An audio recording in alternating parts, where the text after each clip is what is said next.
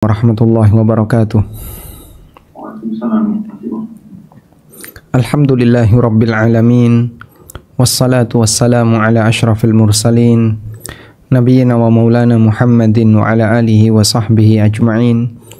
Wa ashhadu an la ilaha illallah wahdahu la syarikalah wa ashhadu anna Muhammadan abduhu wa rasuluh sallallahu alaihi wa ala alihi wa sahbihi wa man tabi'ahum bi ihsanin ila yaumiddin. Alhamdulillah, puji syukur kita aturkan kehadirat Allah di malam ini untuk waktu Yogyakarta dan sekitarnya.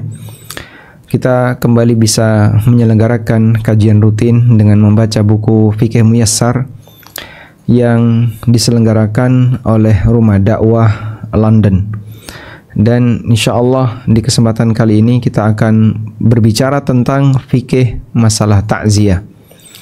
Baik, kita akan tampilkan keterangan yang disebutkan dalam kitab Fikih Muyassar. Musannif menyebutkan al-mas'alatut tasi'ah, pembahasan yang ke-9, at-ta'ziyatu, tentang takziah, hukmuha wa kaifiyatuha, mengenai hukumnya dan tata caranya. At-ta'ziyah adalah tasliyatul musab wa taqwiyatuhu ala tahammuli musibatihi, menghibur orang yang sedang mendapatkan musibah. Tasliyah, menghibur orang yang sedang mendapatkan musibah dan menguatkannya untuk bersabar ketika dia mendapatkan musibah. Fatudhkaru lahul ad'iyah wal adhkar al-waridah fi fadilatis sabri wal ihtisab, sehingga diingatkan kepadanya tentang al-ad'iyah, doa-doa serta zikir-zikir al-waridah yang diriwayatkan atau zikir-zikir yang ada fi fadilatis sabri, berkaitan dengan keutamaan sabar, dan al-ihtisab. Al-ihtisab adalah mengharapkan pahala dari Allah Subhanahu wa taala. Jadi kunci yang membedakan antara mukmin, kunci yang membedakan antara mukmin dengan kafir ketika dapat musibah adalah adanya ihtisab. Sedangkan orang kafir tidak ada ihtisab. Dua-duanya sangat mungkin untuk mendapatkan musibah ketika di dunia. Namun yang membedakan antara mukmin dan kafir ketika dapat musibah adalah bahwa mukmin bisa ihtisab, sedangkan orang kafir tidak ada ihtisab. Sebagaimana yang Allah Subhanahu wa taala firmankan dalam Al-Qur'an, "Wala tahinu fi ibtigha'il qaum in takunu ta'lamun fa innahum ya'lamuna kama ta'lamun." In takunu ta'lamun, kalau kalian mengalami sakit, fa innahum ya'lamuna kama ta'lamun, maka orang kafir juga sakit sebagaimana yang kalian alami, sebagaimana kalian sakit. Kalau kalian mengalami musibah, orang kafir juga mengalami musibah sebagaimana yang kalian alami. Tapi ada yang beda. Wa tarjuna minallahi ma la yarjun, kalian punya harapan di sisi Allah yang itu tidak dimiliki oleh orang-orang kafir. Ini ada di surat An-Nisa ayat 104. Wa tarjuna minallahi ma la yarjun, firman Allah Ta'ala di surat An-Nisa ayat 104. Allah Subhanahu wa taala sebutkan, kalian punya harapan di sisi Allah yang tidak dimiliki oleh orang-orang kafir. Sehingga saat sakit, kita sakit, mereka juga sakit. Kita bisa mengalami kecelakaan, mereka juga bisa mengalami kecelakaan. Kita dapat musibah, mereka juga dapat musibah. Bedanya, kita punya harapan di sisi Allah yang tidak dimiliki oleh orang kafir. Itulah yang dimaksud dengan ihtisab. Saat orang mendapatkan musibah dari Allah Subhanahu wa taala, ada suasana dalam batinnya bahwa saat ini saya sedang dapat musibah, saat ini saya sedang mendapatkan pahala. Dan itu yang akan bisa menguatkan orang untuk makin bersabar. Sehingga dengan ihtisab dengan ihtisab, maka orang akan semakin bersabar. Baik. Karena itu ketika kita takziah, maka salah satu di antara nasihat yang kita berikan adalah nasihat ihtisab. Ya. Semoga Allah memberikan ketabahan bagi bapak, semoga Allah memberikan ketabahan bagi ibu. Jangan berlebihan dalam bersedih, karena insya Allah ini semuanya ada pahalanya. Musibah yang saat ini Anda alami tidak sia-sia, akan ada pahalanya. Sehingga kita besarkan hatinya dengan kita ingatkan bahwasanya musibah yang Anda alami saat ini ada pahalanya. Wa tushra'u ta'ziyatu ahlil mayyit bima yukhaffifu anhum min masabihim. Dan disyariatkan untuk bertakziah kepada keluarga mayit dengan sesuatu, membawa sesuatu yang bisa meringankan musibah mereka. Wa yahmiluhum 'ala ridha was sabr. Mengajak mereka untuk ridha dan sabar terhadap ketetapan Allah. Bima thabata anhu sallallahu alaihi wasallam in kana ya'lamuhu wa yastahdiruhu. Dengan kalimat yang pernah disampaikan oleh Nabi sallallahu alaihi wasallam dalam riwayat yang sahih. In kana ya'lamuhu, kalau orang itu tahu, wa yastahdiruhu, dan bisa ingat dengan kalimat itu, yaitu dengan menggunakan kalimat anna lillahi ma akhadha wa lahu ma a'ta wa kullu syai'in 'indahu bi ajalin musamma faltasbir wal tahtasib. Kalau bisa pakai kalimat ini silakan. Wa illa, dan kalaupun tidak pakai kalimat seperti itu, fa bima tayassara lahu minal kalamil hasan, maka bisa menggunakan kalimat-kalimat baik alladhi yuhaqqiqul gharda, yang bisa mewujudkan tujuan. Sehingga nggak harus pakai bahasa Arab, nggak harus pakai kalimat yang ada dalam dalil, tidak harus. Yang penting kan yang bersangkutan paham. Sehingga Pak, doa takziah itu bagaimana? Bebas, fleksibel. Kalau mendoakan mayit memang ada teksnya.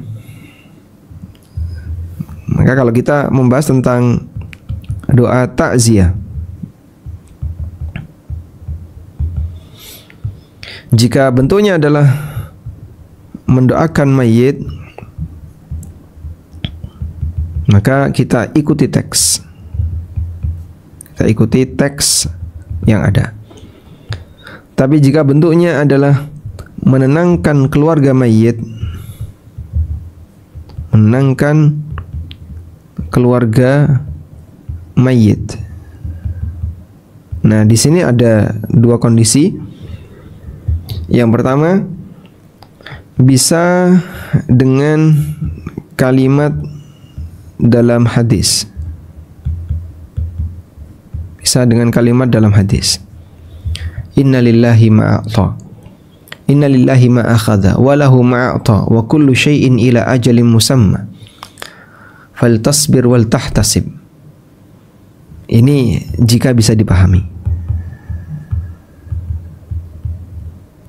Atau kalau tidak, adalah dengan bahasa apapun, bisa dengan bahasa apapun yang bisa menenangkan keluarga mayit. Nah, kalau yang kedua ini sifatnya fleksibel, bebas. Ya. Bisa kemudian kita dekati yang bersangkutan. Saya mohon izin untuk membacakan sebuah hadis kepada Bapak. Nabi SAW bersabda, "Ma min muslimin yusibu min wasabin wala nasabin wala hammin wala ghammin wala hammin hatta syaukata yushakuha illa kaffarallahu biha khatayahu." Setiap musibah yang dialami oleh seorang muslim, baik berupa rasa sedih, bingung, gundah, sampai duri yang nancap di kakinya, itu semua akan menjadi kafarah dosanya. Sehingga dia dibacakan sebuah hadis dalam posisi ketika dia butuh untuk penguatan hati. Maka dalam hal ini bisa menggunakan bahasa apapun, yang penting menenangkan keluarga mayit. Baik. Selanjutnya, wala yukhalifu syar'a, tapi tidak boleh menyalahi syariat, ya. Misalnya dengan kalimat yang terlalu bombastis, ya. Tenang saja, ya. Anda nggak usah sedih. Nanti suami ibu atau istri bapak akan berada di surga bersama Nabi tertinggi, masalah. Nah, dari mana dia tahu? Memastikan kayak gini tidak boleh, ya. Sehingga ini menyalahi syariat. Fa'an Usamah bin Zaidin, dari Usamah bin Zaid. Qala, beliau menceritakan, kami pernah bersama Nabi sallallahu alaihi wasallam. Fa'arsalat ilaihi ihda banatihi. Lalu salah satu di antara putri beliau mengutus seseorang untuk menemui beliau. Tad'uhu wa tukhbiruhu anna sabiyyan laha aw ibnan laha fil mauti. Meminta kepada Nabi sallallahu alaihi wasallam dan menyampaikan kepada beliau bahwa ada salah satu putranya fil mauti, mau meninggal dunia dalam posisi sekarat.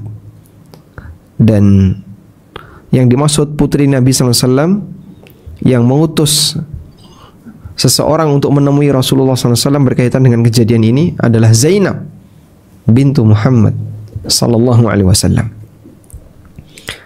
Faqala Rasulullah sallallahu alaihi wasallam, maka Rasulullah SAW menyampaikan kepada utusan tadi, irji ilaiha fa akhbirha. Silahkan sampaikan kepada beliau, anna lillahi ma akhadha wa lahu ma a'ta. Apapun yang diambil itu milik Allah, dan apapun yang dikasih juga milik Allah.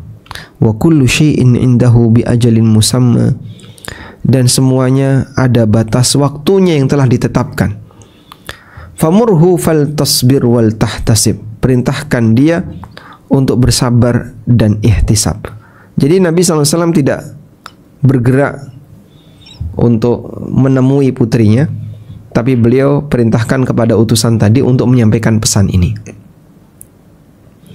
Wa hadza min ahsanil alfaz al-warida fi ta'ziyah. Dan ini merupakan teks yang terbaik, yang sahih dari Nabi SAW yang bisa dibaca ketika takziah. Wa yanbaghi 'indal aza, dan selayaknya ketika seseorang itu bertakziah, tajannubu ba'dil umur allati intasharat bainan nas, untuk menjauhi beberapa perkara berikut yang banyak tersebar di masyarakat. Wa laysa laha aslun fi syar'i, padahal enggak punya dalil dalam syariat. Ya. Baik. Nah, di sini yang tadi dimaksudkan bahwa kalau bertakziah kemudian mau menyampaikan nasihat dan pesan kepada keluarga mayit, bisa pakai teks dari dalil atau bisa juga dengan menggunakan kalimat-kalimat yang lain, yang penting mengena kepada yang bersangkutan. Selanjutnya, hindari beberapa hal sebagai berikut. Yang pertama, al-ijtima'u lit-ta'ziyah fi makanin khas. Kumpul ketika takziah di satu tempat tertentu, bijalbil karasi wal idha'ah wal qurra.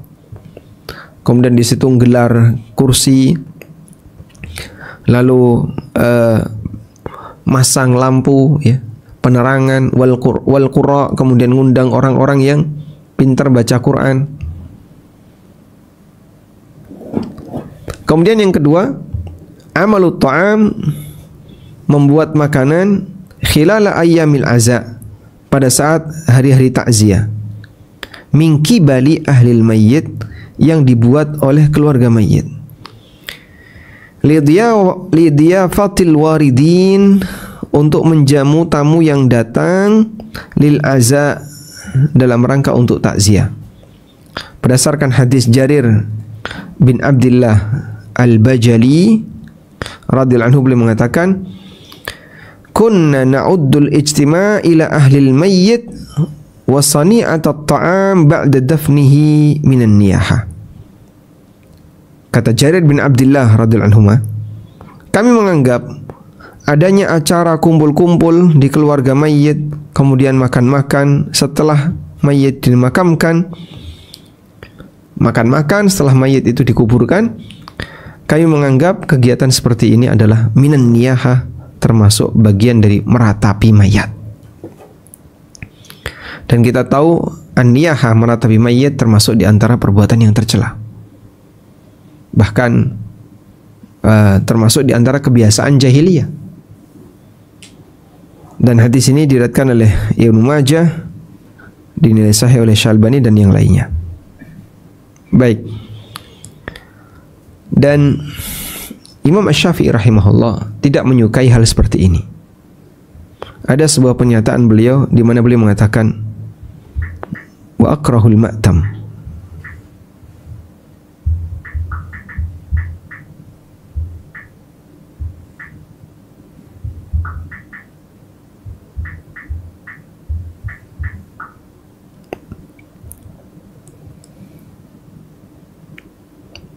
Coba kita bukakan keterangan Asy-Syafi'i.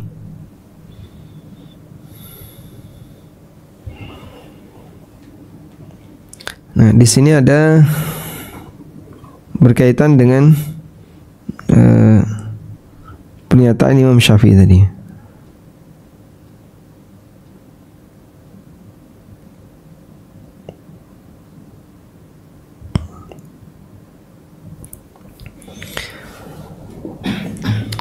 Kalamul ulama fil mas'alah.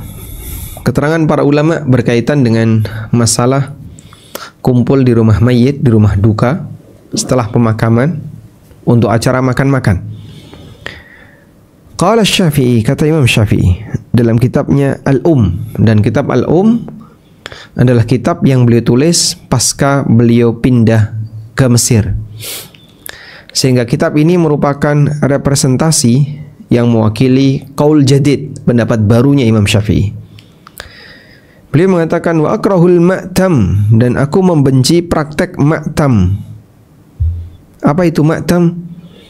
Wahiyal jama'ah, dan yang dimaksud ma'tam adalah berkumpul illam yakun lahum buka, walaupun di situ tidak ada kegiatan tangisan. Fa inna dzalika yujaddidul huzna, itu sesungguhnya adalah mengenang kesedihan, wa yukalliful mu'nah, dan membebani biaya yang harus dikeluarkan oleh keluarga mayit. Ini dalam kitab Al-Um. Wa qala an-Nawawi, kata an-Nawawi, wa ammal julusu lit ta'ziyah, adapun duduk dalam rangka untuk takziah di rumah jenazah. Fanas Asy-Syafi'i, maka ditegaskan oleh Asy-Syafi'i, wal musannif, dan penulis kitab Al-Muhadzab, ya, penulis kitab Al-Muhadzab, Khatib Asy-Syarbini, wasairu al-ashab, dan para ulama mazhab Syafi'iyah, ala karahatihi, statusnya adalah sesuatu yang dibenci. Dalam mazhab Syafi'iyah seperti ini karaha, sesuatu yang dibenci. Wa naqalahu Syekh Abu Hamid, dan dinukil oleh Syekh Abu Hamid Al-Ghazali fi ta'liq wa akharun, dan yang lainnya, an-nas Syafi'i, dari pernyataan Imam Syafi'i, qalu, mereka mengatakan, yakni bil julusi laha, yang dimaksud dengan duduk di tempat jenazah adalah ayajtami'a ahlul mayyit fi baitihi fiyuqsidahum man arada ta'ziyah. Keluarga mayit mereka berkumpul di rumahnya, kemudian mereka mengundang orang-orang lain untuk yang ingin takziah. Qalu bal yambagi ayyan sarifu fi hawaijihim. Lalu mereka mengatakan seharusnya orang-orang itu ayyan sarifu, bubar, ya, meninggalkan mereka fi hawaijihim, ya, untuk kepentingan mereka. Artinya jangan malah ngerepoti keluarga mayit. Seharusnya kita meninggalkan tempat itu, bukan malah bikin repot keluarga mayit. Faman sadafahum azahum wala farqa bainar rijali wan nisa fi karahatil julusilha. Dan tidak ada bedanya baik laki maupun perempuan berkaitan dengan larangan makruh, ya, karahah. Meskipun karahah di sini kalau diterjemahkan makruh dalam pemahaman makruh seperti masa sekarang, di mana kalau dilakukan dan dilanggar nggak masalah. Ya. Tapi kalau ditinggalkan berpahala, ini mungkin kurang penekanan. Intinya mereka nggak suka, ulama nggak suka dengan praktek seperti itu. Ila angkal, sampai pada pernyataan wastadalla lahul musannif wa ghairuhu bidalilin akhar wa huwa annahu muhdats. Dan penulis yaitu Asy-Syirazi, ulama mazhab Syafi'i dan ulama yang lainnya, mereka berdalil dengan pendekatan yang lain bahwa praktek seperti ini adalah praktek bid'ah. Jadi menyebut setelah ada orang meninggal kemudian kumpul di rumahnya lalu makan-makan, menyebut itu sebagai tindakan bid'ah. Ini keterangan Asy-Syirazi dan An-Nawawi, yang kita tahu bahwasanya mereka adalah ulama mazhab Syafi'iyah. Dan masih banyak keterangan-keterangan yang lain, sehingga idealnya ketika ada orang yang meninggal dunia, itu kita tidak datang ke rumahnya dalam rangka untuk mengenang kesedihannya, dalam rangka untuk ngerepoti mereka, kemudian kumpul di situ makan-makan. Tapi idealnya adalah ngasih nasihat, menguatkan mereka, ngasih sesuatu kepada mereka, lalu kita tinggal agar tidak ngerepoti mereka. Tayyib.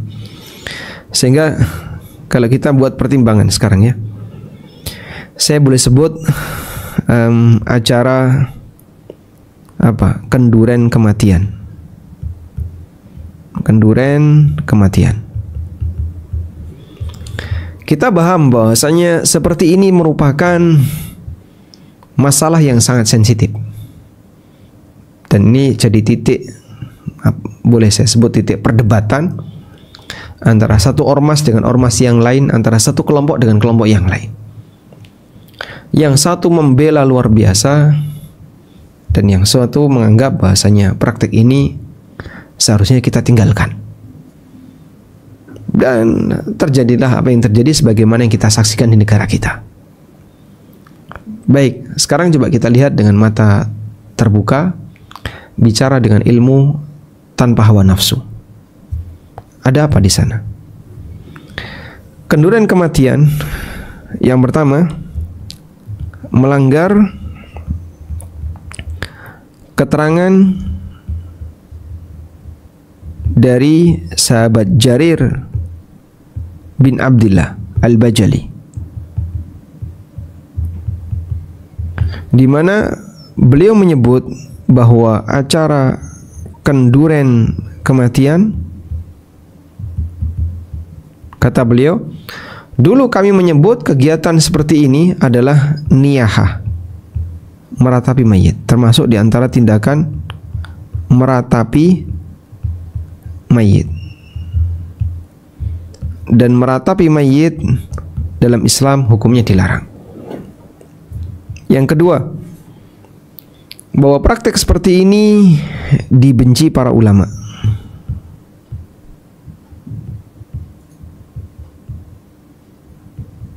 Dibenci para ulama.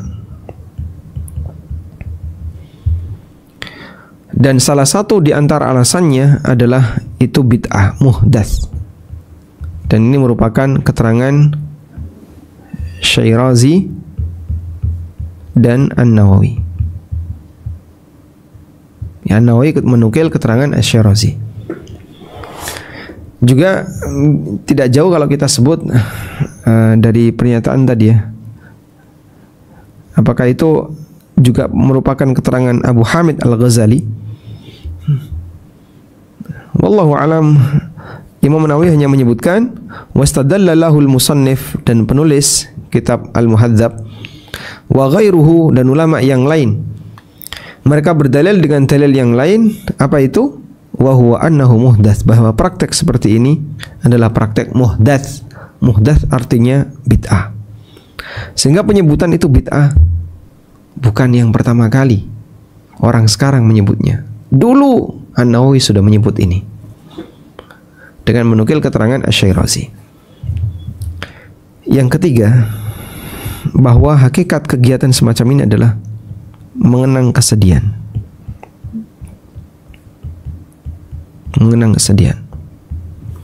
Seharusnya kesedihan itu dilupakan, bukan dikenang. Ketika kita mendapatkan musibah, udahlah biarkan musibah, lupakan musibah, bukan dikenang.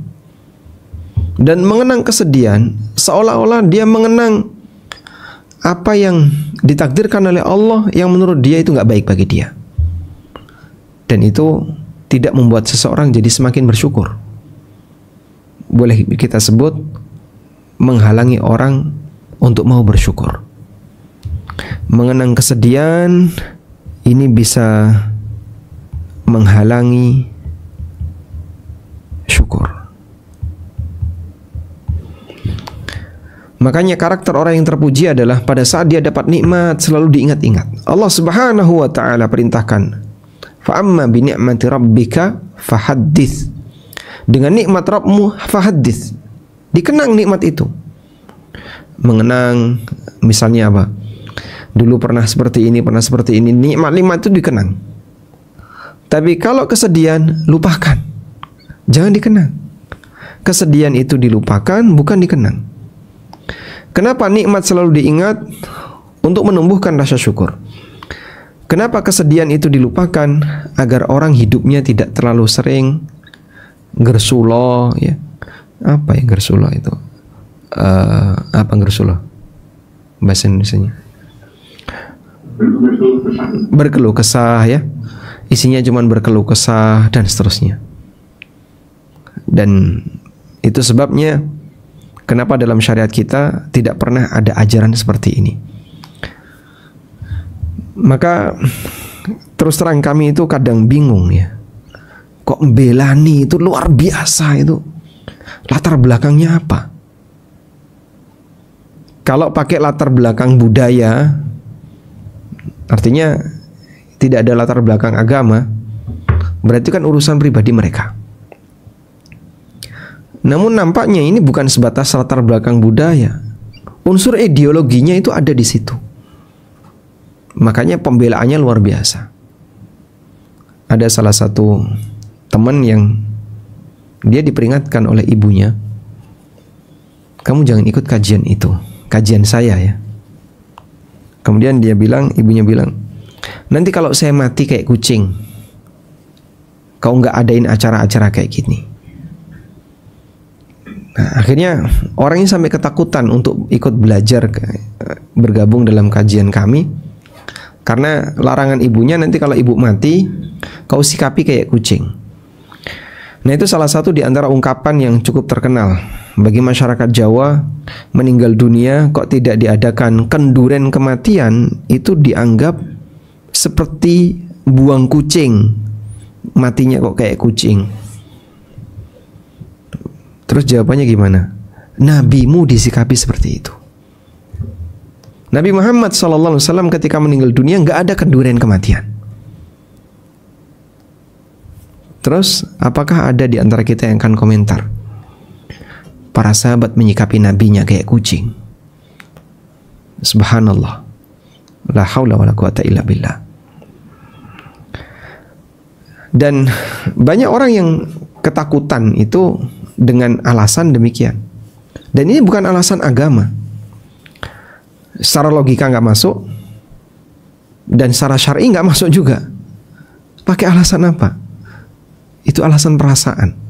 Maka dia ketakutan karena hanya masalah perasaan. Nanti kalau saya mati nggak ada acara kenduran kayak gitu, saya kok rasanya kayak kucing. La haula wala quwata billah. La haula wala quwata illa billah. Anda itu dihormati, dimuliakan. Seperti apa bentuk pemuliaannya? Anda dimandikan, dikafani, disolati, dimakamkan sesuai sunnah Nabi SAW, didoakan tiap hari tanpa putus, meskipun gak ada acara khusus. Dan itu bukan menyikapi manusia layaknya kucing. Kucing nggak disolati, kucing nggak dikafani. Tapi Pak, nggak ada acara khusus kayak gitu. Nabi Musa SAW juga demikian ketika beliau meninggal dunia. Tidak ada acara khusus. Demikian pula para sahabat nggak ada acara khusus. Dan mereka sepakat ini nggak ada dalilnya. Makanya kalau tadi dinyatakan oleh Asy-Syirazi, An-Nawawi menukil qal musannif wastadalla al-musannif wa ghairuhu, penulis kitab Al-Muhadzab, ya, coba kita lihat ya.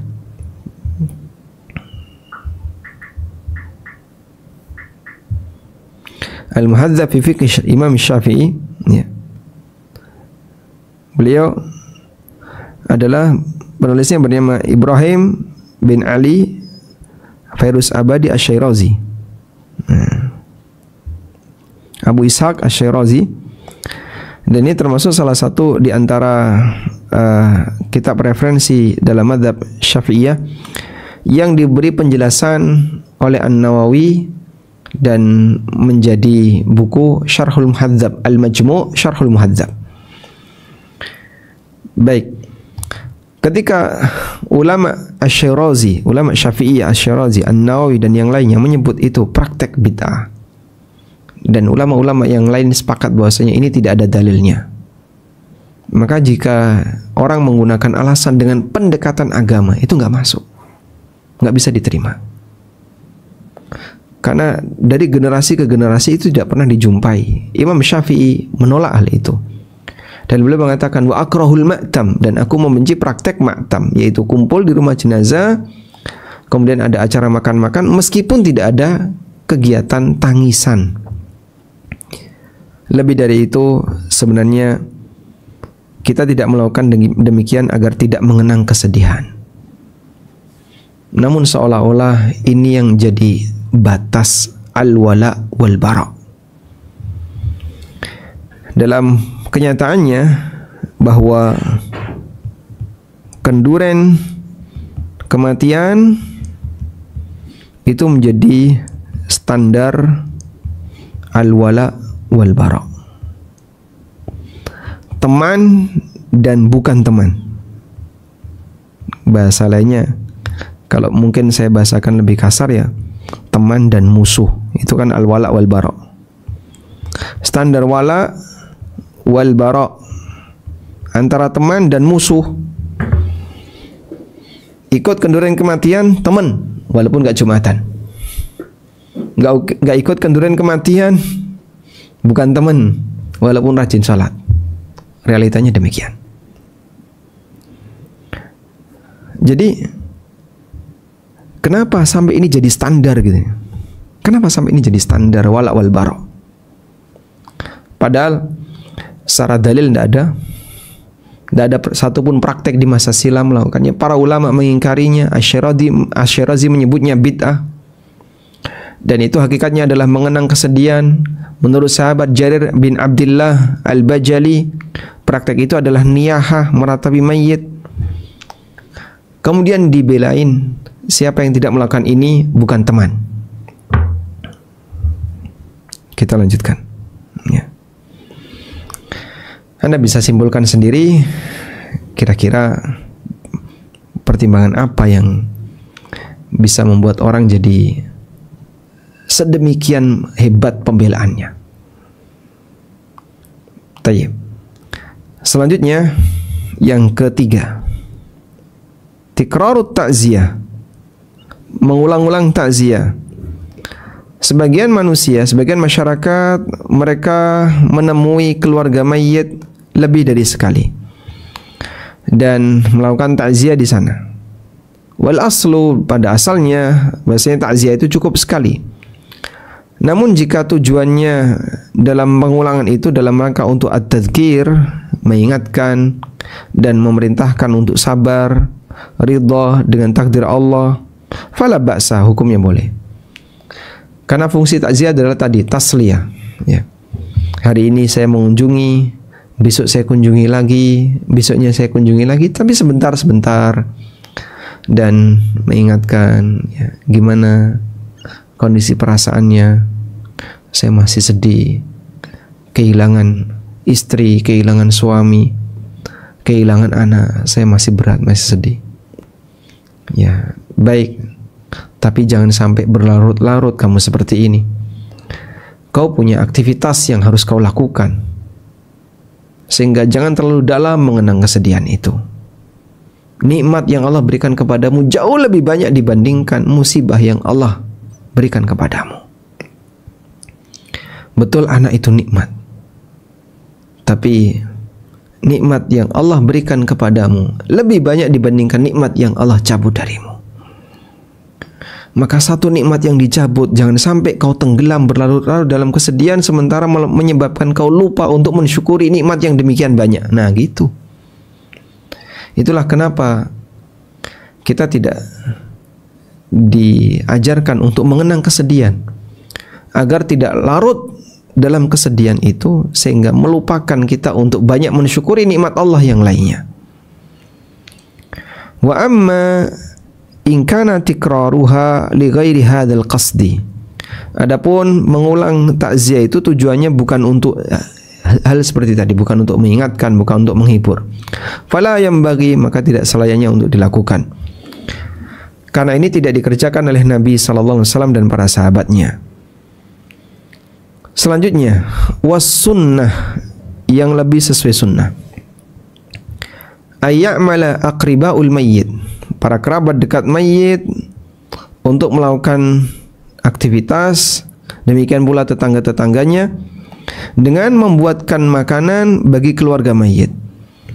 Anterin tuh makanan, kasih duit, kasih bahan makanan, kasih makanan matang, biar mereka yang sedang sedih tidak malah terbebani dengan adanya acara kenduren kematian. Di sebagian daerah menyembelih sapi, ada yang menyembelih kerbau, ada yang menyembelih kambing. Di sini kalau nyewu, nyembelih kambing. Dan ada pendekatan yang lain. Jika mayit punya anak yatim, maka yang hadir di situ dan makan bisa jadi dia makan harta anak yatim. Saya pernah dapat sebuah artikel ya dari salah satu kiai yang mengingatkan berkaitan dengan masalah kenduren kematian ini. Beliau sendiri berasal dari ormas yang mempertahankan kenduren ini. Tapi beliau mengingatkan kalau di situ ada harta anak yatim, terlarang bagi orang yang hadir untuk mengambilnya. Karena Allah Subhanahu wa taala melarang wala taqrabu malal yatim illa billati hiya ahsan. Janganlah kalian mendekati harta anak yatim kecuali dengan cara yang lebih baik. Nah, seharusnya orang lain yang menyediakan, bukan keluarga mayit. Maka Nabi sallallahu alaihi wasallam ketika Ja'far meninggal dunia, beliau menyampaikan kepada para sahabat, isna'u li ali Ja'far ta'aman, buatkan makanan untuk keluarga Ja'far, faqad atahum amrun yushghiluhum au atahum ma yushghiluhum. Mereka saat ini sedang menghadapi suasana yang membuat mereka sibuk, sehingga jangan dibebani, jangan direpotkan dengan membuatkan makanan, malah kita nyumbang makanan untuk mereka. Selanjutnya, wa ammal buka'u wal huznu, adapun menangis dan bersedih, alal mayyit, disebabkan karena ada orang yang meninggal dunia, fala ba'sa bihi, hukumnya boleh. Wa yahsulu fil ghalib, dan biasanya itu akan terjadi ketika orang bersedih kemudian dia nangis. Wa walladzi tumlihi at-tabi'ah duna takallufin, dan itulah bentuk tangisan karena dorongan perasaan, bukan dibuat-buat. Nabi sallallahu alaihi wasallam pernah menangis ketika anak beliau meninggal, yaitu bernama Ibrahim. Haina mata, ketika Ibrahim meninggal. Wa qala, dan beliau sallallahu alaihi wasallam mengatakan, innal aina tadma wal qalba yahzan wa la naqulu illa ma yurdi rabbana. Sesungguhnya mata air ini berlinang, hati terasa sedih, namun kita tidak mengucapkan kecuali sesuatu yang membuat Rabb kami ridho. Wa inna bifiraqika ya Ibrahim lamahzunun, dan kami sangat sedih berpisah dengan kamu wahai Ibrahim. Sehingga Nabi SAW menangis sambil mengucapkan kalimat ini ketika anak beliau yang masih usia 1 tahun, Ibrahim, terlahir dari Maria Al-Qibtiyah, meninggal dunia. Lakin la yakunu dhalika ala wajhi at-tasakhut wal jaza' wat tashakki. Namun tangisan itu tidak boleh diiringi dengan perasaan marah, keluh kesah, wat tashakki, ya, keluh kesah. Sehingga nggak boleh dia nangis sambil emosi. Bahkan terkadang ada yang sampai mengatakan, kenapa Allah takdirkan aku seperti ini? Nggak adil. La haula wala quwata illa billah. Subhanallah. Dia menisbahkan sifat tidak adil untuk Allah, padahal Allah zat yang maha adil. Al-adlul hakam. Allah zat yang maha adil, yang maha bijaksana. Tapi ada orang yang sampai mengucapkan kalimat Allah tidak adil gara-gara suaminya meninggal. Lalu si ibu ini karena merasa dia janda, memikirkan beban hidup dia dan anak-anaknya. Dia lihat tetangga-tetangganya, mereka masih punya suami, suaminya masih muda, produktif. Sementara dia tidak punya tempat untuk nyender karena suaminya telah dicabut oleh Allah di usia 30-an tahun atau 40-an tahun. Komentar Allah nggak adil. Dan haram untuk melakukan niyahah dan memukul-mukul badan, darbal hudud, menampar-nampar pipi, syaqqal juyub, atau menarik-narik kerah baju, ditarik. Orang kalau marah kan bajunya ada yang ditarik, sakunya ditarik, tampar-tampar pipi, gulung-gulung. Saya pernah lihat ada orang yang nangis seperti itu, nangis sambil gulung-gulung, jambak-jambak rambut.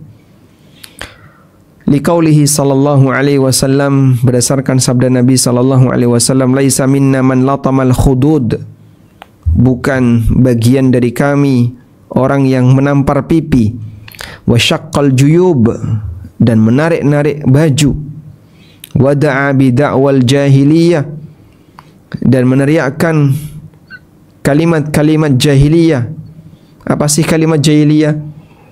Ya wailah, ya suburah, wa ma ashbahu dzalika, atau yang semacamnya. Ya, kalau bahasa kita, Bapak adalah tempat kami untuk bersandar. Siapa nanti yang akan ngasih nafkah ke kami? Gimana nanti hidup kami, Pak, kalau tanpa Bapak gimana? Ya. Hidup kami hanya bisa bergantung kepada Bapak. Dan kalimat-kalimat seperti itu, gaya orang jahiliyah. Wahai pahlawan kami, wahai tempat sandaran hidup kami, tanpa kau kami nggak bisa hidup, misalnya. Dan kalimat ini berbahaya sekali, karena ucapan yang diucapkan saat ada orang yang meninggal diaminkan oleh malaikat. Kalau Bapak mati, nanti saya nggak bisa makan, amin. Diaminkan oleh malaikat. Bisa jadi beneran, sehingga dia menjadi orang yang habis hartanya, tidak berkah apa yang ditinggalkan oleh suaminya. Akhirnya dia menjadi janda yang misalnya, yang miskin, terlantar, sampai akhirnya dia nggak punya makanan gara-gara doa dia sendiri. Dan itu sangat banyak orang nggak hati-hati jaga lisan saat dia sedih. Makanya di antara doa Nabi sallallahu alaihi wasallam adalah minta kepada Allah Ta'ala, wa as'aluka kalimatal haqqi fil ghadabi war ridha. Ada baca kalimat ini, wa as'aluka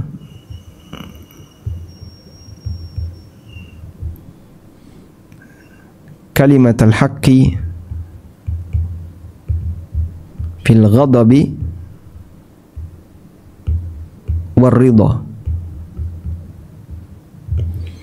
Dan aku mohon kepadamu kalimat yang benar ketika sedang marah dan ketika sedang senang. Termasuk juga ketika lagi sedih yang mendalam. Itu kalau nggak dibimbing lisannya keterucut, ngomongnya nggak karuan. Sehingga sampai seperti yang dinyatakan Nabi SAW, wada'a bida'wal jahiliyah, dia meneriakkan kalimat-kalimat jahiliyah, ya waila ya thubura, celakalah aku kalau bapak mati. Diaminkan malaikat, amin, celaka benar dia. Maka hati-hati, karena malaikat mengaminkan ucapan orang ketika itu. Waliqaulihi sallallahu alaihi wasallam, dan berdasarkan sabda Nabi SAW, ancaman bagi orang yang melakukan niyaha. An-naihatu idza lam tatub, orang yang melakukan niyaha, kalau dia enggak taubat qabla mautiha, sebelum dia mati, tuqamu yaumal qiyamah, maka besok di hari kiamat dia akan dibangkitkan, wa 'alaiha sirbarun min qatiratin wa dir'un min jarab, maka dia akan memakai baju besi dari lelehan tembaga atau lelehan logam, dan baju yang melekat di badannya berupa kudis. Jadi kulitnya penuh dengan kudis, lalu dia dikasih dengan tembaga panas atau logam yang panas, nempel di badannya. Sudah kudisan, dikasih sesuatu yang panas. Dan hadis yang tadi disebutkan adalah hadis sahih riwayat Muslim. Sehingga dalam posisi ketika orang terluka kulitnya dicos dengan apa? Dengan logam yang panas menjadi baju dia. Disebabkan karena dia dulu ketika di dunia melakukan an-niyaha.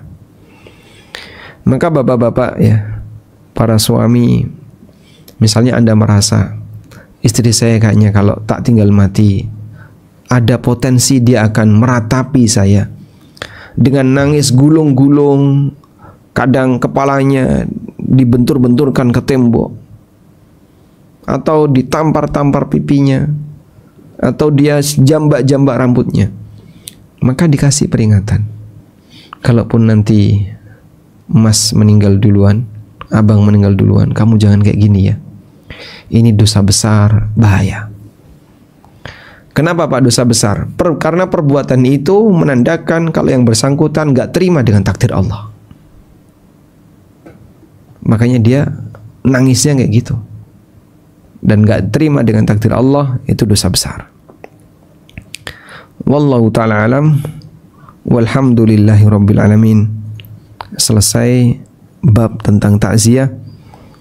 Dan berikutnya itu bab baru, bab yang ketiga, toharah, salat. Bab yang ketiga adalah zakat. Ini dipelajari di bab berikutnya. Wallahu alam, mungkin demikian yang bisa kita sampaikan, semoga bermanfaat. Wassallallahu ala nabiyyina Muhammadin wa ala alihi wa sahbihi wasallam. Alhamdulillah, jazakallah atas ilmunya dan waktunya. Ini ada beberapa yang sudah memasukkan pertanyaan. Kira-kira sampai jam berapa nih? Tapi ini jam 7 menit sebelum jam 9 waktu Indonesia bagian barat. Baik, silahkan secukupnya Pak. Baik, saya mulai dari pertanyaan pertama.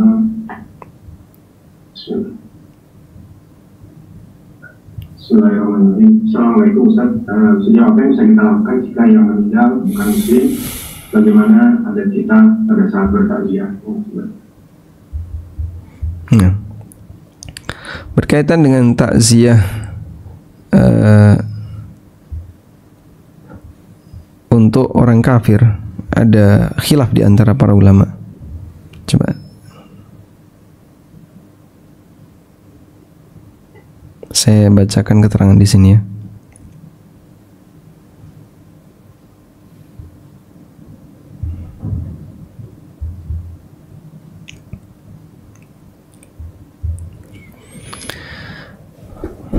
Di sini ada pernyataan, faqad nassal ulama'u ala jawazi ta'ziyatil kafir fi mayyitihi. Para ulama menegaskan kita boleh bertakziah kepada keluarga orang kafir ketika ada yang meninggal di antara mereka. Wa qalu, dan para ulama mengatakan innahu yuqalu fiha. Kita sampaikan kepada mereka, akhlafallahu alaika, semoga Allah menggantikan sosok yang lebih baik bagimu. Amma bin nisbati lidhihabi ma'al kuffar fi janaizihim fa huwa amrun la yajuz. Tapi kalau mengiringi jenazahnya orang kafir enggak boleh. Qala al-Imam Malik fil Mudawwanah, dikatakan Imam Malik mengatakan dalam Al-Mudawwanah, wala yughsalul muslimu walidahul kafir. Seorang muslim tidak boleh memandikan ayahnya yang mati kafir. Wala yatba'uhu, dan tidak boleh mengiringi jenazahnya. Wala yudkhiluhu qabrahu, dan tidak boleh masukkan ke dalam kuburnya. Illa ayyukhsha ayyudayya fayuwarihi, kecuali kalau dikhawatirkan nanti jasadnya enggak karuan, maka dia bisa kubur. Wa kadza qala sahibul Iqna, dan ini juga yang dinyatakan penulis kitab Al-Iqna yang merupakan salah satu ulama mazhab Hambali. Wa inna ma muni al-muslimu min ittiba'i janazatil kafir. Seorang muslim dilarang untuk mengiringi jenazah orang kafir dan memasukkan ke dalam kuburannya, lima fihi min at-ta'dhimi lahu wa tadhhir. Sebab kegiatan seperti ini turut mengantarkan jenazah orang kafir ke makamnya adalah bentuk memuliakan yang bersangkutan. Fa ashbahu bis salati alaihi, sehingga mirip seperti mensolatinya. Wa hiya muharramatun binassil Qur'anil Karim, dan ini hukumnya haram berdasarkan teks Al-Qur'an yang mulia, yaitu firman Allah Subhanahu wa taala, la takum fihi abada.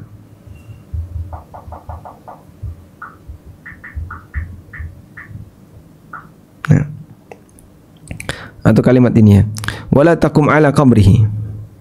Di surat At-Taubah ayat 84 Allah Ta'ala berfirman, wala tusalli ala ahadim minhum mata abada. Janganlah kamu mensolati orang munafik itu yang telah mati abadan, selamanya. Enggak boleh nyolati mereka. Wala takum ala qabrihi, dan jangan berdoa di kuburannya. Jangan mendoakan kuburannya. Dan ini dimaknai juga jangan mengiringi mereka ke kuburan. Ya kalau kelompoknya mengantarkan, biarkan kelompoknya, tapi kamu jangan ikut-ikutan. Innahum kafaru billahi wa rasulihi, karena mereka kufur kepada Allah dan Rasulnya, wa matu wa hum fasikun, dan mereka mati dalam kondisi fasik. Ini surat At-Taubah ayat 84. Nah, sehingga dari sini kita bisa mendapatkan pelajaran kenapa kita tidak boleh untuk mengiringi jenazah orang kafir, karena itu sebagai bentuk memuliakan mereka. Amma idza lam yujad minal kuffari man yuwari al-kafir. Adapun jika tidak dijumpai adanya orang kafir yang mau memakamkan jenazah kafir ini, fayushra'u lil muslim, maka disyariatkan bagi seorang muslim ketika itu ayyuwarihi, untuk menguburnya. Karena Nabi sallallahu alaihi wasallam perintahkan kepada Ali bin Abi Thalib ayyuwariya abahu, untuk mengubur bapaknya. Hadis riwayat Abu Dawud, An-Nasa'i dan Ahmad. Wallahu a'lam. Semoga bisa dipahami. Nah. Baik, saya lanjutkan ke pertanyaan berikutnya. Ini saya gabung ada 3 pertanyaan, semuanya dalam satu tema. Yang pertanyaan pertama, Assalamualaikum Ustaz. Keluarga mayit tidak menyediakan minuman atau makanan untuk yang datang, tapi saudara dan teman apakah dibolehkan membawa minuman makanan untuk keluarga mayit? Yang pertama. Yang kedua, izin bertanya Ustaz, kalau keluarga menyediakan minum air mineral untuk tamu, boleh nggak Ustaz? Yang kedua dan yang ketiga, bila saya menerima makanan dari tetangga ketika dia membuat acara dan mengundang orang dalam acara 40 hari kematian salah satu anggota keluarganya, apakah boleh kita tersebut kaya, jadi mereka tidak perlu pemberian makanan dari saya?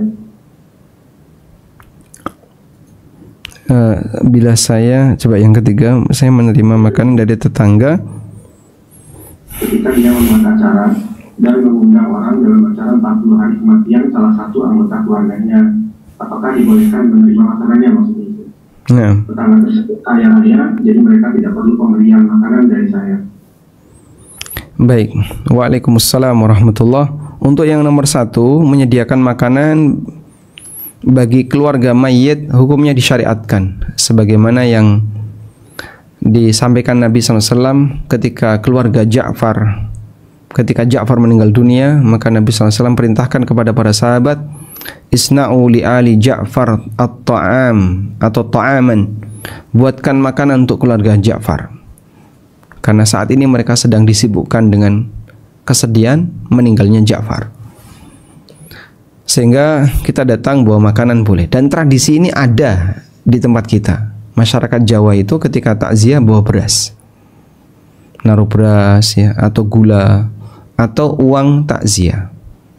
Dan itu hal yang bagus, karena dengan demikian berarti kita menyumbang untuk siapa? Kita menyumbang untuk keluarga mayit. Yang kedua, bagaimana kalau kita disuguhi minuman?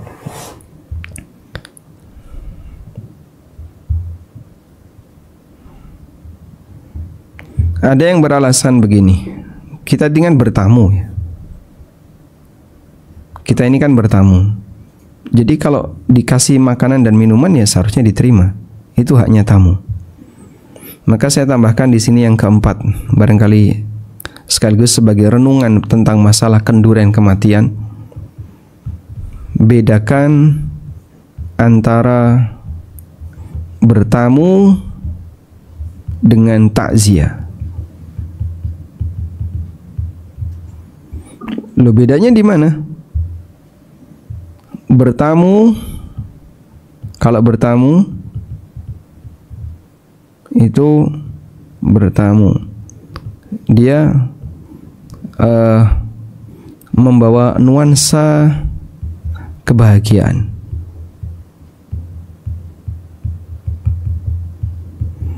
Nuansanya nuansa kebahagiaan. Sedangkan takziah, kalau takziah ini nuansa kesedihan. Bagaimana kok bisa disamakan? Sehingga orang ini datang untuk takziah, bukan datang untuk bertamu. Kalau bertamu nuansanya nuansa kebahagiaan. Seperti acara walimah nikah, acara lebaran, acara syukuran, dan seterusnya. Yang kamu lakukan ini apa? Takziah. Oh, takziah itu bukan bertamu, karena suasana adalah suasana kesedihan. Maka kalau disebut bertamu, keliru. Oh, ini kan hak tamu. Dikasih makan, dikasih sarung, kasih apa lagi? Ya. Terus kalau itu bertamu, kenapa harinya tertentu? 40 hari, 7 hari, dan seterusnya. Geser boleh nggak? Oh, nggak bisa Pak, harus di hari itu. Dan adanya penetapan hari itu menunjukkan kalau ini dilandasi oleh keyakinan, ideologi tertentu. Maka yang jadi pertanyaan adalah, kok bisa muncul ideologi itu? Islam nggak pernah mengajarkan, Nabi SAW nggak pernah melakukan, para sahabat juga demikian, dan diingkari oleh para ulama mazhab Syafi'iyah. Wallahu a'lam. Ada lagi Pak? Yang tadi apa lagi satunya? Yang tadi yang ketiga, kalau menerima makanan dari keluarga yang sedang mengadakan acara 40 harian, bolehkah diterima dan dikonsumsi?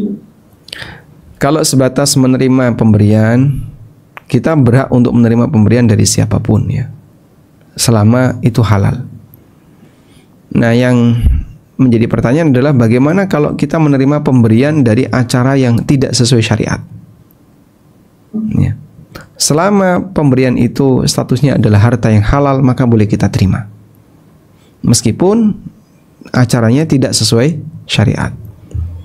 Sehingga dulu para sahabat sebagiannya menerima hadiah dari orang Majusi pada saat hari raya mereka, dan Nabi SAW tidak menolaknya, tidak melarangnya. Sehingga sebatas menerima hadiah, hukumnya boleh. Oleh karena itu, kalau Anda diberi seperti ini dan Anda terima, boleh nggak dimakan? Silahkan dimakan. Wallahu a'lam. Masih ada waktu? Silakan. Nah, ini Mbak Tati, saya silakan dialami singkat terima. Assalamualaikum. Waalaikumsalam warahmatullahi wabarakatuh. Silakan Bu. Ini masalah yang sangat saya gentar karena saya tinggal di Inggris dan semua kakak ipar saya sudah tua-tua. Mereka semua orang Katolik. Sangat dekat.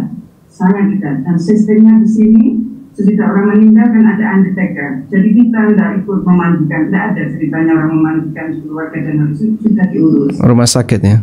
Sama undertaker namanya. Jadi kita itu hanya membawa mayat dari undertaker, tempatnya mayat itu yang sudah dimandikan, dibersihkan, dipakai ke gereja biasanya. Dari gereja situ mungkin ada acara-acara, banyak acara yang bagaimana kalau orang sudah meninggal kan acaranya semua bagus-bagus, kata-katanya bagus-bagus, itu biasa diajarin di gereja sebelum dimakamkan. Sesudah itu kita bawa ke makam. Nah, mereka sangat dekat dengan saya. Jadi bagaimana cara saya harus memberitahu sekarang bahwa saya tidak boleh, karena bukan yang mati masalahnya, yang masih hidup akan sangat membenci saya kalau saya tidak ikut apa-apa, dan saya tidak bisa ikut karena peraturan itu. Sistem bagaimana atau cara bagaimana yang membuat mereka, saya merasa tidak menyadari mereka karena agama saya tidak boleh menyadarkan mereka saya tidak boleh. Nah, gimana Ustaz? Nasihat.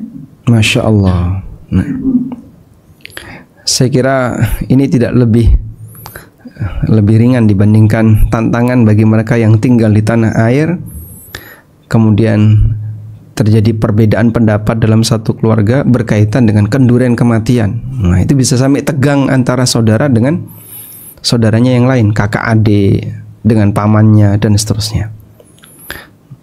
Baik. Memang masalah takziah ini atau masalah jenazah itu jadi titik ketegangan di antara masyarakat. Terus bagaimana sikap kita? Kalau materi insya Allah kita sudah punya. Dan tadi Bapak Ibu sudah mendengarkan materi kajian yang kita sampaikan. Nah, selanjutnya kan bagaimana cara kita bersikap? Bagaimana cara kita bersikap? Setiap sikap mengandung konsekuensi, dan belum tentu konsekuensi itu menyenangkan bagi kita. Sehingga saya bersikap A, nanti akan ada konsekuensinya. Saya bersikap B, akan ada konsekuensinya. Tapi saya harus menjaga aturan agama ini. Di sini nggak boleh. Selanjutnya bagaimana memberikan pengertian kepada mereka? Anda bisa coba lakukan pendekatan bahwa saya dan Anda adalah teman. Tapi kalau dalam kegiatan keagamaan, mohon maaf kami tidak bisa mengikuti. Karena agama saya beda dengan kamu. Dan bagian dari acara keagamaan adalah acara ngerukti kematian atau acara resepsi kematian yang kalian lakukan. Nah, sehingga mereka ketika mengantarkan jenazahnya, kok Anda nggak datang, nggak dicari, alhamdulillah. Nanti setelah diantarkan jenazahnya, ibu bisa datang ke rumah keluarga jenazah, kemudian berakrab dengan mereka, silahkan. Tapi pas prosesi itu kita tidak ikut.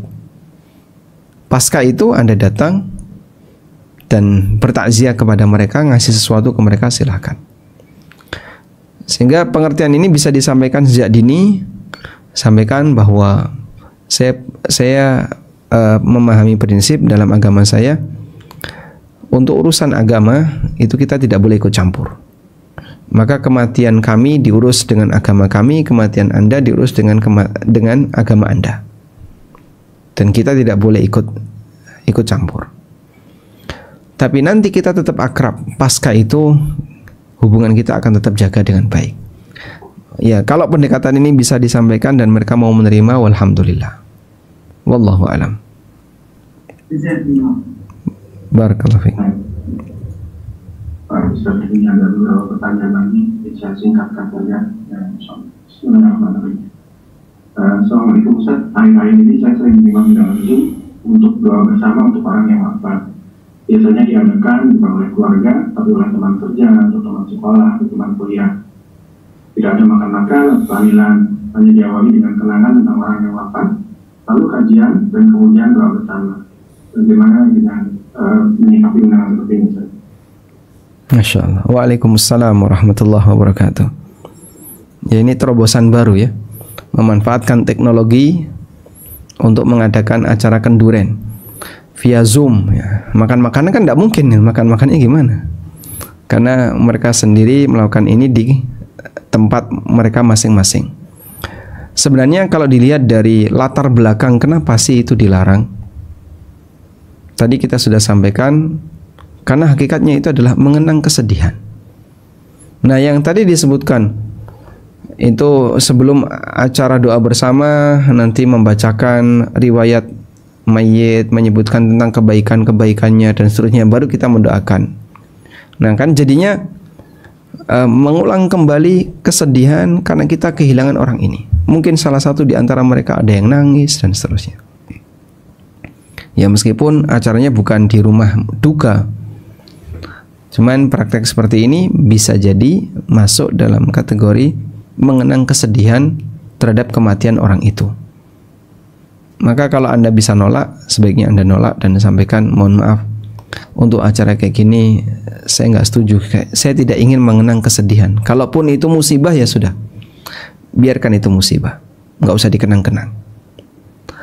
Kalaupun masalah mendoakan mayit, saya selalu mendoakan beliau tanpa harus mengikuti kegiatan seperti ini, sehingga mereka diyakinkan bahwa kita dan mayit adalah punya hubungan iman dan kita selalu mendoakan mereka.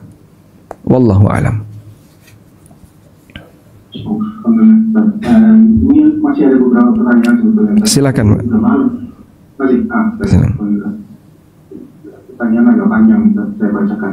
Bismillah. Assalamualaikum warahmatullahi wabarakatuh. Waalaikumsalam warahmatullahi wabarakatuh. Bagaimana cara saya untuk bertobat bagi kami yang sudah pernah mengiringi jenazah orang kafir, baik itu keluarga, kerabat, begitu juga anak pilihan yang beragama Kristen. Suami saya yang mualaf mengantar putrinya menikah, bersama suami saya yang mualaf mengantar putrinya menikah di gereja. Saya hadir juga di acara pernikahan putri kiri saya. Kejadian ini 15 tahun yang lalu sebelum belajar dan paham secara syariat. Apakah sudah sampai pada tahap kafir? Semenjak mengetahui ini, saya sampaikan pada suami. Tidak telah salah karena saya juga tidak paham. Cukupkah kami beristighfar dan kami menyesali dan sekarang sudah paham? Perlukah kami syahadu lagi, Ustaz? Waalaikumsalam warahmatullahi wabarakatuh. Barakallahu fikum. Melihat praktek kekufuran itu tidak jadi kafir. Sehingga si A datang ke gereja, lalu di situ ada orang berbuat kufur ya, menyembah berhala, menyembah patung, menyembah salib dan seterusnya. Si A hadir di situ dan melihat kejadian itu, atau melihat orang berdoa kepada selain Allah, melihat orang berbuat kesyirikan dan kekufuran. Sebatas melihat kekufuran tidak jadi kafir. Hadir di tempat orang melakukan kekufuran juga tidak jadi kafir. Terus gimana, Pak? Ya, hukumnya memang nggak boleh, jangan hadir di situ. Seharusnya kita menghindar, karena tempat itu adalah tempat turunnya murka Allah. Terus apa yang harus dilakukan? Anda nggak boleh hadir. Cuman, ya, kalaupun kita datang di situ, tidak sampai membuat kita jadi kafir. Nabi Muhammad SAW selama 13 tahun tinggal di Mekah, itu berkali-kali beliau melihat kejadian orang menyembah berhala. Selama 13 tahun. Karena di Masjidil Haram sendiri itu ada 360 berhala. Banyak sekali. Ya. Safa dan Marwah juga ada berhalanya. Di Bukit Safa ada berhala, di Marwah ada berhala. Jadi suasana kota Mekah ketika itu penuh dengan berhala. Kota berhias berhala. Dan Nabi SAW tinggal bersama mereka selama 13 tahun. Dalam kondisi menghadapi banyak tekanan dan seterusnya, sebelum Allah perintahkan untuk hijrah ke kota Madinah, sampai akhirnya beliau diperintahkan untuk hijrah.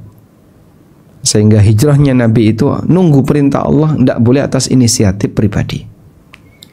Maka sebatas melihat kesyirikan seperti itu tidak membuat orang jadi musyrik. Namun hadir di majelis kesyirikan tidak boleh. Loh, Nabi SAW hadir, Pak? Bukan, beliau tidak hadir. Beliau melihat dan beliau mengingkari dan beliau mendakwai mereka untuk meninggalkan hal itu.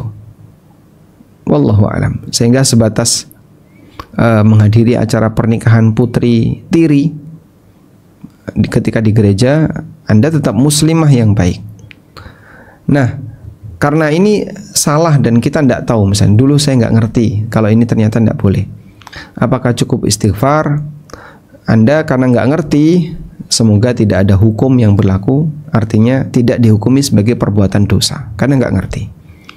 Nah, selanjutnya bertekad jangan sampai mengulangi hal seperti itu lagi dan mohon ampun kepada Allah, serta kami sarankan bergabunglah dengan komunitas-komunitas muslimah yang baik ketika Anda berada di luar negeri. Wallahu a'lam. Ini ada satu pertanyaan yang panjang juga, bisa saya bacakan. Bismillahirrahmanirrahim. Assalamualaikum warahmatullahi wabarakatuh. Waalaikumsalam warahmatullahi wabarakatuh. Ustaz, kakak ipar saya ada yang meninggal 100 hari yang lalu. Padahal kakak dan keluarga saya mengikuti sunnah, tetapi lingkungan saya NU dan sampai akhirnya anak-anaknya mengikuti adat NU, mengadakan yasin, bacaan yasin dan tahlil dan kirim doa untuk satu rumah tangga. Satu RT. Satu RT mengadakan itu. Sebagai ucapan terima kasih dan kehadirannya, anak-anaknya menjamu makan dan minum dan berkat yang dibawa pulang dan berkat serta makanan yang dihidangkan tersebut dimasakkan sama tetangga satu RT dan uangnya diganti anak kakak saya almarhum tersebut, dan saudara saya yang lain tidak hadir di acara tersebut dengan alasan waktunya pengajian di kelompoknya. Bagaimana menyikapi dengan lingkungan yang sudah biasa mengadakan yasinan dan tahlilan dan kirim doa tersebut, Ustaz? Saya juga sering dapat undangan dari tetangga RT untuk kirim doa 40 hari, 100 hari dan sebagainya, tapi saya tidak pernah hadir. Saya juga khawatir kelak kalau saya meninggal, tangga RT yang akan masak-masak untuk mereka yang telah dari kubur dan para takziah serta baca yasin, tahlilan dan kirim doa di hari ke-1, 7 dan 7. Setelah jawabannya, Ustaz. Assalamualaikum warahmatullahi wabarakatuh. Waalaikumsalam warahmatullahi wabarakatuh. Ya, inilah bagian dari tantangan bagi kita. Ya, kita sebut ini challenge, ya, tantangan memberikan edukasi kepada masyarakat tentang ini. Dan ya memang masyarakat menghendaki itu ada, meskipun edukasi sudah tersampaikan.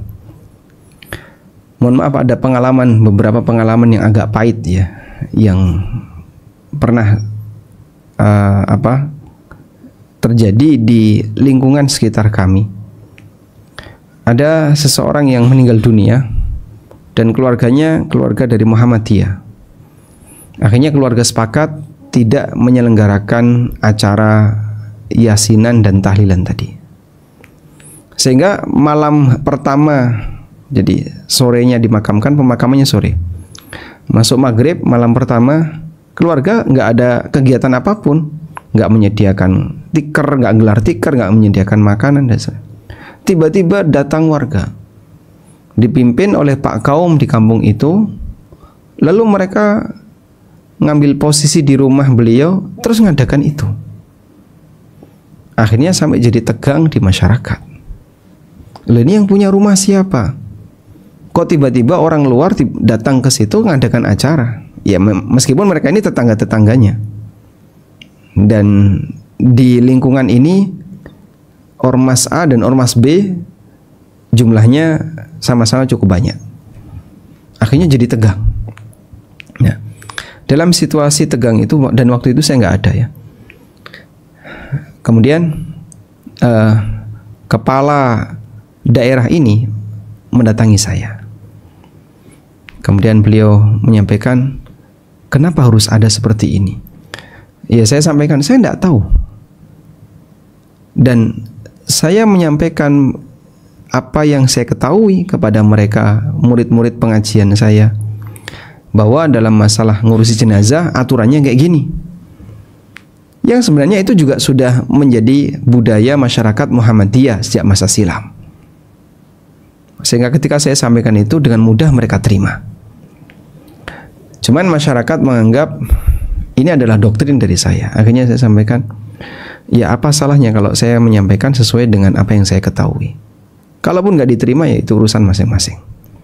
Sampai beliau minta, bisa nggak kamu mengubah doktrin, sampaikan yang berbeda dengan ini. Ya mohon maaf, saya nggak bisa. Ilmu itu amanah. Yang saya tahu kayak gini, amanah bagi saya sampaikan apa adanya. Masalah orang mau setuju nggak setuju kan urusan pribadi. Masalah mau menerima tidak menerima itu urusan pribadi. Tapi amanah ini yang harus saya sampaikan. Yang saya pelajari kayak gini, itulah yang saya sampaikan. Masyarakat nggak setuju, nggak apa-apa. Ya sempat jadi agak tegang. Namun akhirnya belakangan itu bisa diselesaikan dan kemudian mereka merasa bersalah karena nyerobot tempat. Dan yang kayak gini kan sebenarnya tidak kita kehendaki. Jadinya begini, kalau kita bicara ini perbedaan, itu kan nggak bisa dihindari. Perbedaan ini sudah ada. Selanjutnya kan masalah bagaimana menyikapi perbedaan itu. Kalau saya menilai, lihat tingkat kedewasaannya. Mana yang lebih toleran antara yang menyelenggarakan dan yang tidak. Banyak kasus yang tidak ikut, kadang dikucilkan, kadang dianggap ini, kadang dianggap ini. Jadi aneh kita.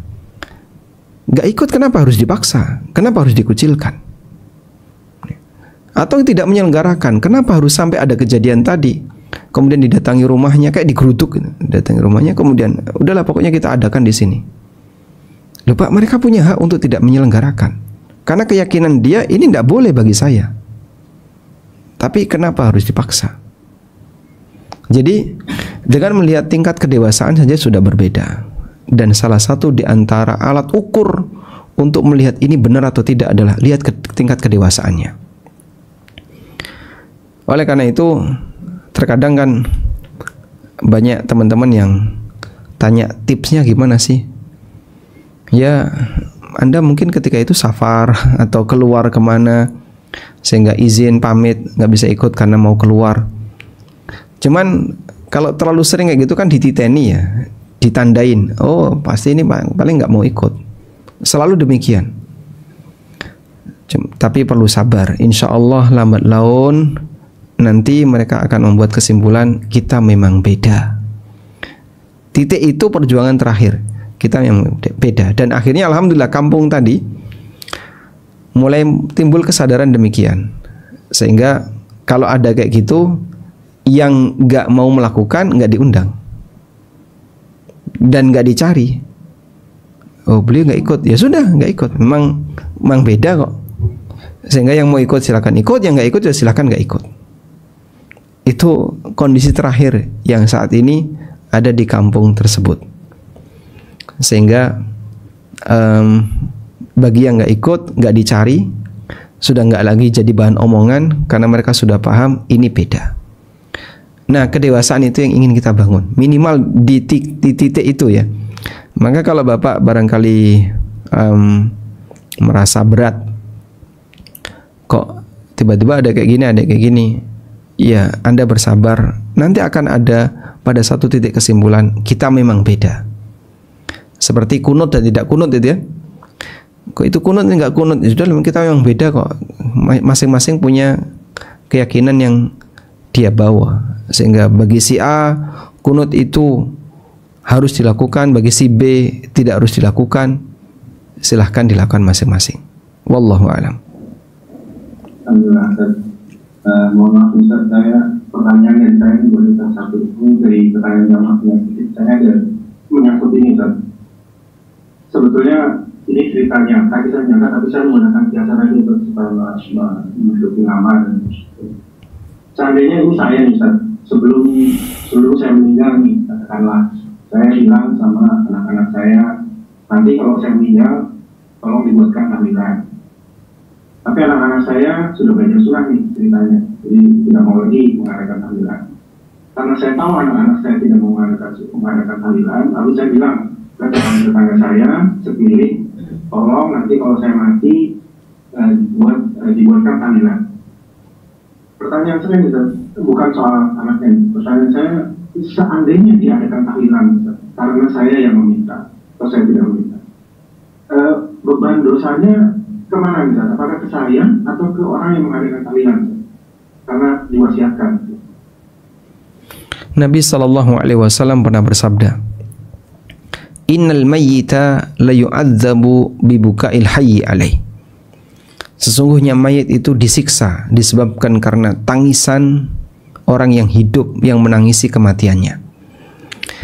Pelakunya yang hidup, tapi yang mati disiksa. Loh, kan kita punya kaidah wala taziru waziratu wizra ukhra, seseorang tidak nanggung dosa orang lain. Kenapa ada kayak gini? Nah, para ulama membahas hadis ini dengan beberapa pendekatan. Salah satunya adalah kenapa si mayit ini dihukum disebabkan karena tangisan yang hidup. Pelanggaran itu dilakukan yang hidup, tapi mayitnya dihukum. Mereka menjelaskan karena mayit pernah pesan. Pesan artinya berwasiat. Nanti kalau saya mati tolong saya ditangisi. Nah, sehingga dengan sebab ini maka amal itu dinisbahkan kepada mayit. Sehingga saat yang hidup ini nangis, ditangisi dengan tangisan niyaha, tangisan ratapan, sampai ngundang juru tangis yang dibayar. Kamu nanti tangis ya, tak bayar 1 jam sekian puluh ribu, sampai ngundang seperti itu, maka orang ini akan dihukum oleh Allah Subhanahu wa taala. Maka jika kita mengambil pernyataan bahwa praktek maktam tadi ya, kumpul-kumpul di rumah jenazah, kenduren kematian adalah perbuatan yang terlarang, kok itu diwasiatkan oleh orang yang mau meninggal, maka hakikatnya ya ini adalah amal dia dan dia berhak untuk mendapatkan dosa disebabkan karena dia berwasiat seperti itu. Wallahu a'lam.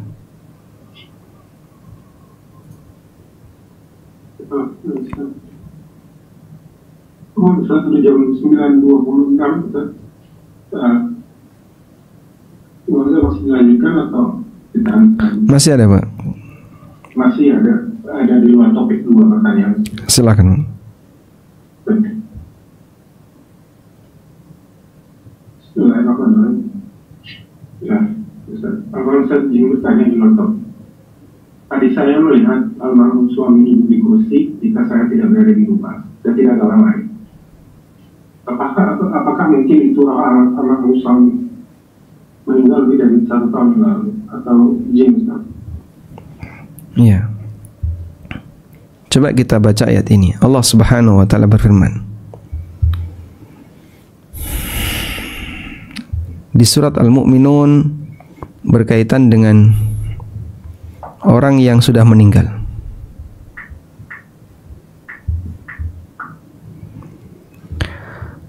Allah Ta'ala berfirman, hatta idza jaa ahadahumul mautu, sampai ketika datang kepada mereka kematian. Qala, maka yang mati ini mengatakan, Rabbirji'un, ya Allah kembalikanlah aku. La'alli a'malu salihan fima taraktu, agar aku bisa beramal saleh untuk bagian yang aku tinggalkan. Lalu apa kata Allah? Kalla, enggak mungkin. Innaha kalimatun huwa qailuha, itu hanyalah kalimat, dia saja yang mengucapkannya. Wa mi waraihim barzakhun ila yaumi yub'atsun, di belakang mereka itu ada barzakh ila yaumi yub'atsun, sampai kiamat. Yang dimaksud barzah di situ adalah pemisah. Sehingga disebabkan karena ada barzah inilah yang berada di alam kubur nggak bisa balik ke bumi, tidak bisa balik ke dunia.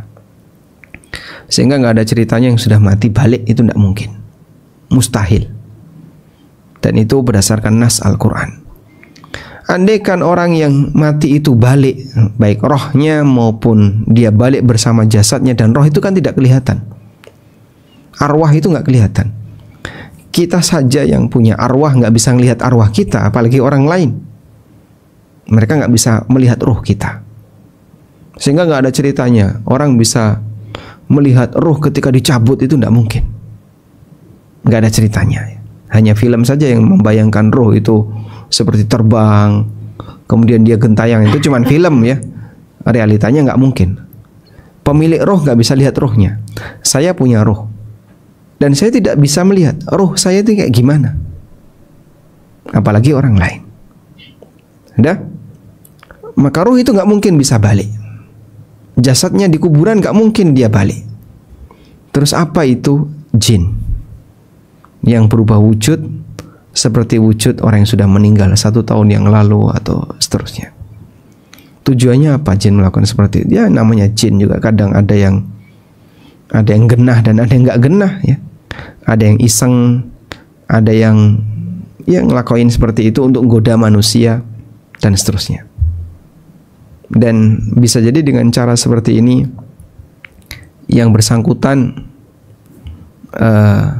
atau jin ini tujuannya adalah dalam rangka untuk nipu manusia agar yang bersangkutan misalnya dimuliakan atau ngundang orang untuk berbuat maksiat.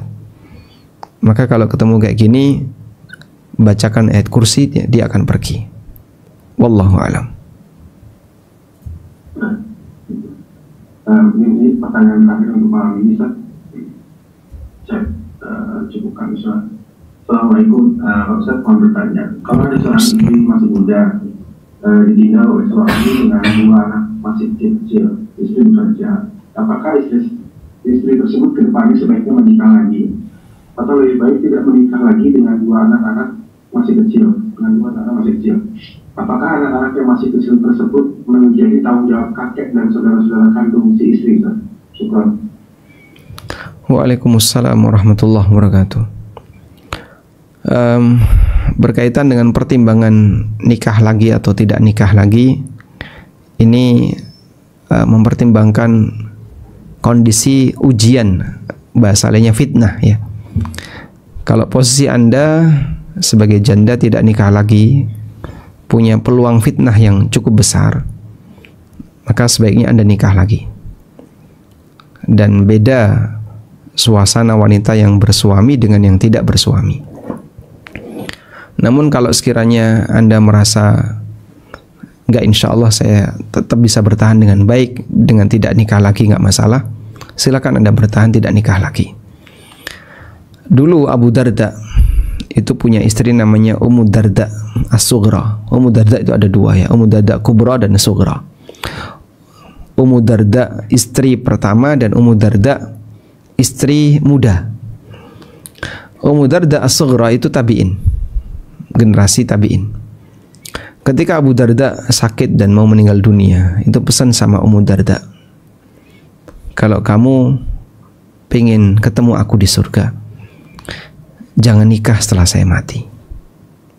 Tapi kalau kamu mau nikah lagi silahkan, dan nanti kau tidak akan bisa ketemu lagi dengan aku di surga. Nah, sehingga seorang wanita itu akan dikumpulkan bersama dengan suami terakhirnya.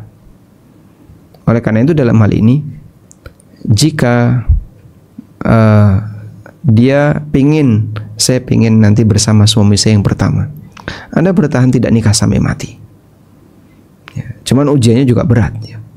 Tapi kalau Anda berharap ya dan tidak apa-apa lah, saya nikah lagi, semoga mendapatkan pengganti yang jauh lebih soleh dan lebih baik, insya Allah semoga itu bisa menghilangkan potensi fitnah sehingga Anda punya pasangan yang baru. Sementara untuk kewajiban nafkah bagi anak-anak, ibu juga punya kewajiban untuk nanggung jika mampu. Tapi kalau ibu nggak mampu, maka dialihkan kepada kakek dan paman-paman dari ayahnya. Wallahu a'lam. Alhamdulillah. Saya kira sudah selesai semua pertanyaan malam ini. Mungkin summary-nya baik, demikian yang bisa kita sampaikan. Allahumma anfa'na bima 'allamtana wa 'allimna ma yanfa'una warzuqna ilma. Wa sallallahu ala nabiyyina Muhammadin wa ala alihi wa sahbihi wa sallam. Wa akhiru da'wana alhamdulillahi rabbil alamin. Wassalamu alaikum warahmatullahi wabarakatuh.